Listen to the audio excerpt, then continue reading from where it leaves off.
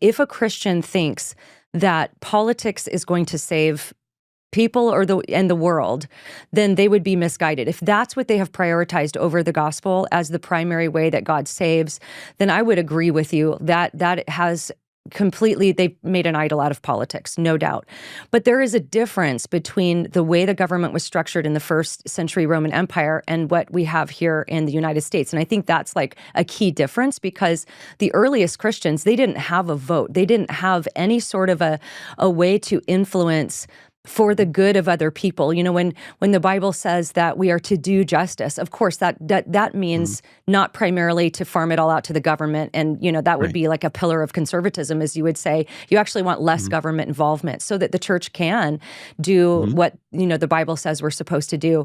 But if the way that and I'm curious to get your thoughts on this, the way that the government is structured here with it being a constitutional republic, where the average citizen really actually is part of the ruler, like whatever, you know, would apply to the ruler, we want to do a good job with that. And ultimately, I guess where it boils down to for me is I've really, really, and I've said this publicly too, that I really tried to stay out of politics, more like kind of your position where I was like, you know, we're just, but you end up having to sit out so many different arguments. And I know you would not do this. You would I know you, Jesse, you wouldn't pull the punch on abortion or LGBTQ or anything like that. But a lot of pastors are. They're saying, well, those are political issues, so we're not going to talk about those from the pulpit. And obviously, I know that you and I would agree on that.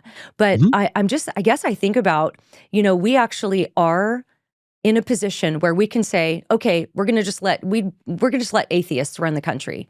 I mean, I'd rather have a Christian president, which I know we don't have right now, but I'd rather have a Christian president than a Muslim president.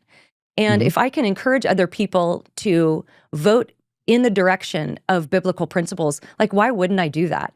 And so I think that's probably the difference between maybe your perspective and my perspective is, we could say, well, we'll just, you know, we'll just pray and we'll be long-suffering and patient. But we actually have it set up to where everybody does get a vote and a say. So why wouldn't we execute that?